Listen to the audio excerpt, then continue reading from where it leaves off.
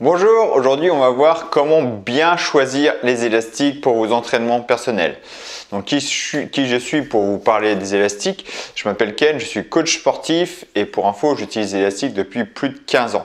Je vous invite à aller voir mon historique YouTube, vous allez voir que j'utilise des élastiques bien avant le Covid. Ça fait vraiment longtemps que j'utilise des élastiques. J'en ai utilisé beaucoup, des marques différentes et justement je vais vous donner les conseils pour bien choisir vos élastiques. Ok? Allez, c'est parti.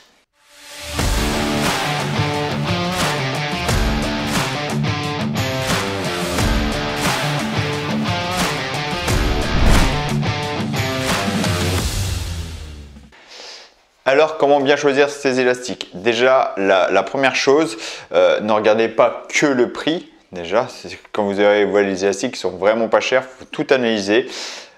Regardez la qualité, la matière première des élastiques. S'il n'y a rien de marqué, si ce n'est pas écrit clairement, c'est que ce n'est pas du latex 100% naturel. Il y a de fortes chances que ce soit du TPE. TPE, c'est un plastique. L'inconvénient du plastique, c'est que déjà, c'est une très mauvaise qualité. Il y a de fortes chances que ça vous finisse par vous péter dessus. Ça va casser. Et en plus, l'élasticité de l'élastique est vraiment très désagréable. Alors ça, on le ressent quand on est habitué aux élastiques. Au début, un débutant, on va peut-être pas le ressentir. Quand on est confirmé, on voit que c'est pas du tout la même élasticité et surtout, il y a vraiment le gros risque de blessure. Pour info, à chaque fois que j'ai une personne qui me dit que j'ai l'élastique qui a cassé, quand je lui demande la marque et je vérifie ce que c'est comme marque, à chaque fois, c'est du TPE. Donc ça, c'est le premier point. Deuxième point, il peut y avoir des élastiques de bonne qualité, du latex, mais par contre, il peut y avoir d'autres côtés négatifs, comme par exemple les embouts. Ici, l'embout, si l'embout est fragile, forcément l'élastique en latex, il va peut-être pas casser, mais l'embout, il va lâcher. D'accord? Les élastiques ne sont pas faits que pour l'entretien ou que pour les kinés. D'accord? Contrairement à ce qu'on pouvait penser il y a quelques temps. Les élastiques, on peut vraiment faire des entraînements complets, des entraînements de très haut niveau, des entraînements où on va mettre beaucoup de résistance, on va mettre vraiment de la tension. Ça peut être vraiment très dur les élastiques. Donc pour ça, pour mettre beaucoup de tension, il faut en avoir confiance. Donc l'embout est important. Ici, les ancrages ici pour fixer vos mousquetons, ça doit être solide, d'accord? Ça doit être du métal, ça ne doit pas être du plastique. Donc regardez bien ce que vous avez, parce que des fois j'en vois c'est du plastique. Je suis choqué à chaque fois. Donc du métal. Les mousquetons, il faut que les mousquetons soient larges parce que vous allez fixer souvent plusieurs élastiques. Vous allez devoir mettre plusieurs élastiques. Donc autant qu'ils soient larges pour sa résistance, pour sentir que vous pouvez vraiment mettre beaucoup de tension, que ça ne pètera pas et que vous ne soyez pas embêté pour mettre plusieurs élastiques. J'en ai vu des fois, ils ont des mousquetons tout fins. Bah, vous allez vite bloquer pour mettre vos élastiques. Vous allez voir, c'est très désagréable. Donc le mousqueton, la matière, les fixations. D'accord, c'est tout ça, il faut regarder. J'utilise la marque Smart Workout. Donc je vous mets le lien dans la description et je vous mets aussi la vidéo où je partage ici. Je vous mets le lien ici où je vous explique tout ce qu'il y a dans le pack Smart Workout. Pourquoi j'utilise cette marque-là. Juste pour faire rapide, j'utilise cette marque-là parce que déjà, c'est une marque française, donc je peux les contacter facilement s'il y a un besoin. Et c'est pour les raisons que je vous ai dit, j'en ai testé plein d'élastiques, j'ai testé beaucoup de marques. J'ai vu des bonnes marques qui se vendaient en France et qui ne se vendent plus en France, c'était aux États-Unis maintenant, donc difficile à voir. Sinon, j'ai eu beaucoup de marques où on n'arrive pas à avoir le retour service client et des marques où c'était pas cher et forcément c'était nul, ça cassait, c'était inadmissible.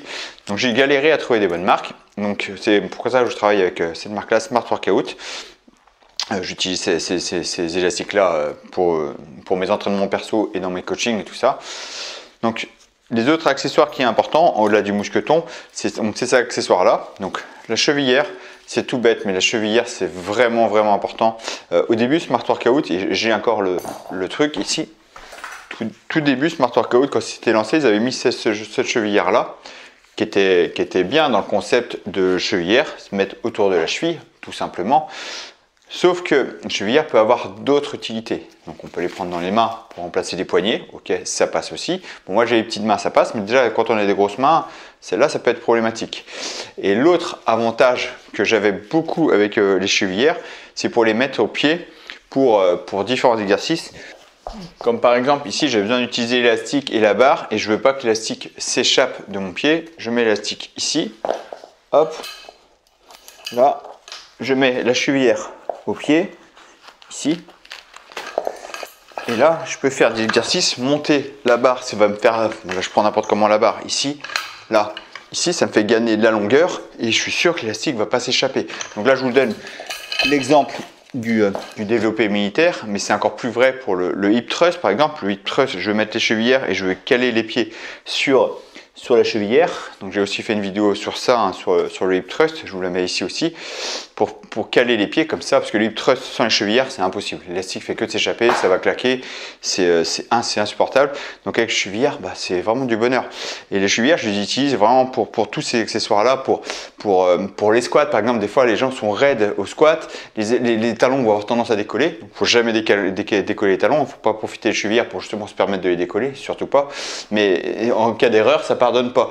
Donc ça permet de les caler, ça permet de rajouter de la longueur, ça permet d'avoir des exercices comme le hip thrust, tout ça, c'est vraiment confortable, cette possibilité large, hein, par rapport à ça, d'avoir plus grand en fait, voilà, plus grand pour pouvoir mettre autour des chevilles, autour des chaussures facilement.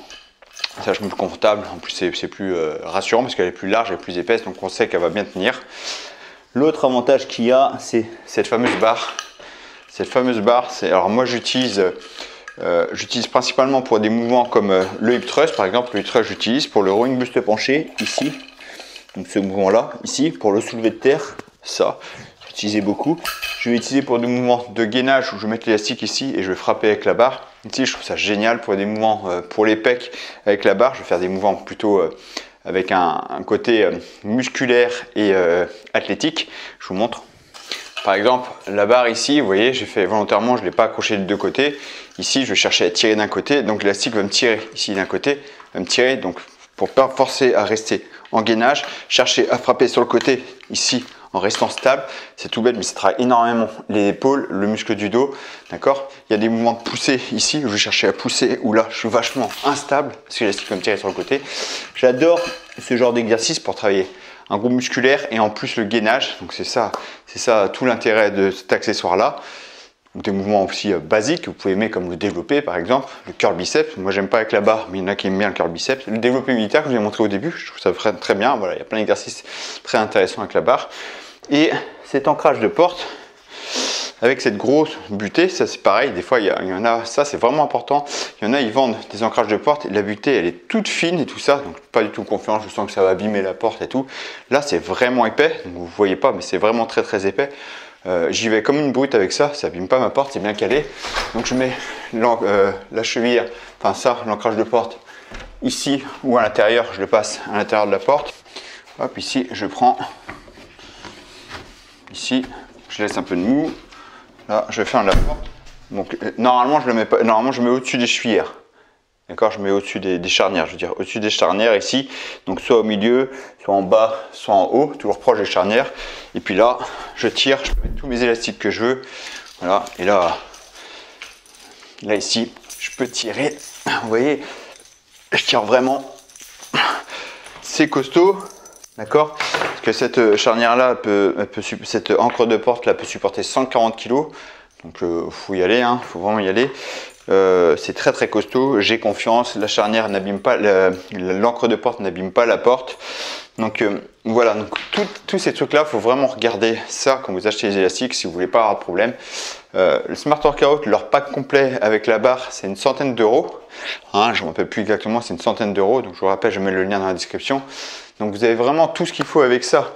Et autre chose qui est très important, c'est que, je vais essayer l'élastique ici, vous avez différentes couleurs qui vont représenter différentes résistances. Par exemple, celle-là, c'est 25 kg. Hop, elle est où le bout? Ici. Celle-là, c'est 25 kg. Il y a les noirs à 20 kg. Il y a des bleus à 15 kg. Le vert ici à 10 kg et il y a un plus clair à 5 kg. Donc il y a des résistances différentes. Donc c'est vachement intéressant parce que selon l'exercice, vous n'allez pas les mettre les mêmes résistances. Souvent on me demande quelle résistance faut mettre. Je ne peux pas répondre à cette question-là, quelle résistance faut mettre. Ça ne veut rien dire. Quelle résistance faut mettre sur quel exercice? Déjà, quelle expérience vous avez? Est-ce que vous êtes habitué sur ce mouvement-là? Il y a plein de choses. Donc je ne peux pas répondre à cette question. Donc l'idée, c'est commencer. Quand vous faites un exercice, vous commencez, vous allez doucement. Par exemple, curl biceps, ici, donc c'est ça, avec les poignets, ici, là, avec les poignets. Hein. Vous n'avez jamais fait, au début, vous allez faire un élastique de 5 kg, vous allez voir, vous testez tranquillement avec un mouvement propre, c'est léger, vous essayez avec 10, ok, vous essayez le nombre de répétitions qui est qui est demandé dans votre programme, genre entre 10 et 15 répétitions par exemple, et vous voyez, vous faites les 15 répétitions facilement, propre. Bon, bah, c'est-à-dire que vous pouvez mettre un peu plus dur. Si 15 répétitions, ça devient dur, vous voyez que le mouvement n'est pas propre, c'est que vous avez votre résistance, ou la résistance est un peu plus forte, ok?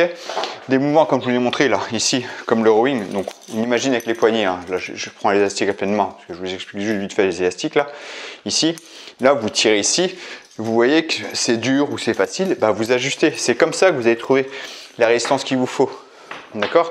Vous ajustez comme ça, forcément sur le rowing, vous allez mettre beaucoup plus de tension. Ça, avec tous les élastiques ici, je suis incapable de faire le curl biceps, c'est mort, je ne peux pas. Le rowing, on a beaucoup de force, surtout que le dos, je suis plutôt à l'aise, donc on a beaucoup de force, on peut vraiment charger, on peut mettre beaucoup de résistance, d'accord? Et là, vous allez augmenter les résistances petit à petit. Et si vous êtes vraiment très fort, et vous ne voulez pas mettre 240 kg d'élastique, enfin je dis un chiffre comme ça, là ici vous êtes très fort, vous êtes loin, ici vous voyez que ça le fait. Comment augmenter la résistance? C'est simple, vous faites comme ça ici. Vous allez chercher à tenir ici et vous bloquez un petit peu et vous freinez la descente. Hop, le retour, paf, et vous repartez. Tac, ici. Par exemple, le fait de jouer avec le tempo, ça va augmenter la difficulté. J'aime bien jouer sur les pré-fatigues aussi. Il y a plein de méthodes d'entraînement avec les élastiques. Hein, moi, je jouais sur les pré-fatigues. Je pense par exemple pour les cuisses, faire du squat. Si vous êtes déjà entraîné en squat, bah, peut-être que le squat avec élastique, vous n'allez pas réussir à vous cramer sur le squat avec élastique. Vous êtes habitué. Moi, je fais beaucoup d'exercices de pré-fatigue avant. Comme ça, quand j'arrive sur le squat avec élastique, je suis cramé. Enfin, il y a plein de méthodes comme ça, d'accord? Si vous intéresse, je vous invite à aller voir mon site internet kencoaching.fr, il y a un dans la description aussi, comme ça vous verrez tout ce que je propose. Vous allez forcément trouver ce qui vous correspond hein, avec les élastiques. C'est vraiment mon domaine les élastiques, hein, donc si vous voulez un programme construit, allez voir ce que je propose. Faites attention, encore une fois, choisissez bien vos élastiques, surtout comme je vous le disais, ça coûte une centaine d'euros. Une centaine d'euros pour avoir une salle de muscu complète chez vous, c'est vraiment pas cher quoi. Hein, par rapport à si vous voulez une salle complète, genre un rack à squat, un banc de muscu, des haltères, bah, tout de suite ça grimpe. Là, j'exagère pas quand je vous dis vous avez une salle complète chez vous, j'exagère pas, c'est vrai que c'est une phrase qu'on entend souvent, on dit c'est pas vrai, si c'est vrai, alors ça dépend de votre objectif, si votre objectif c'est le bodybuilding pur, vous avez besoin d'exercices spécifiques pour cibler le groupe musculaire, alors non, les élastiques c'est pas approprié, parce que les élastiques, l'intérêt des élastiques, par exemple je reviens sur le rowing, quand je vais faire ici, travail de dos ici, ce qui va travailler, c'est le dos en effet, mais je vais travailler les cuisses parce que si je mets beaucoup de tension, je n'ai pas le choix d'être fléchi sur les jambes. Je vais travailler les lombaires aussi pour contrôler le mouvement. Donc c'est ce que je appelle de la musculation fonctionnelle, c'est qu'il y a plusieurs groupes musculaires qui vont travailler en même temps pour pouvoir réaliser mon mouvement. En bodybuilding, on veut éviter de travailler différents groupes musculaires, on veut cibler un groupe musculaire. Alors, bodybuilding pur, ça ne serait pas l'accessoire idéal, c'est sûr. Mais sinon, vous pouvez tout faire. Le dos, vous pouvez travailler les adducteurs. Et je demande souvent aux gens dans mes cours de mettre des défis comme ça. On peut tout travailler. Pour les adducteurs, l'abduction, les ischio-jambiers, les quadriceps. On peut absolument tout faire avec l'élastique. J'ai fait de nombreuses vidéos avec l'élastique. Je vous invite à aller voir ma chaîne, mes playlists. Il y a vraiment tout est possible à faire avec élastique. Et d'ailleurs, j'ai fait une formation complète avec élastique. J'ai répertorié plus de 200 exercices avec élastique. Tout est expliqué. Les exercices de base, les exercices ciblés, les exercices fonctionnels, les exercices que j'appelle athlétiques, combinaison de plusieurs mouvements. Tout est expliqué et tout est expliqué aussi pour comment construire votre programme. Si vous préférez du split, du full body, du half body, du circuit training, tout est expliqué dans cette formation. Vous avez vraiment tout. Donc il n'y aura plus de secret. Donc c'est avec élastique, juste les élastiques et la barre. Je mets tout élastique et barre. Comme ça, si vous avez la barre ou non, vous avez tout ce qu'il faut. Comment utiliser l'élastique, même si vous avez un banc. Dans la formation, je vous montre des exercices avec le banc aussi, élastique et banc, élastique sans banc. Vous avez vraiment tout ce qu'il faut. Je vous assure, vous pouvez vraiment tout faire avec les élastiques. Voilà, c'est tout pour cette vidéo. J'espère vraiment que cette vidéo vous a plu et vous a motivé à avoir les élastiques et bien choisir vos élastiques. Et voilà, si vous aimez ce genre de vidéo, n'hésitez pas à liker, à la partager et surtout à vous abonner pour ne pas rater les prochaines vidéos. Je vous dis à très bientôt pour la prochaine vidéo. Ciao!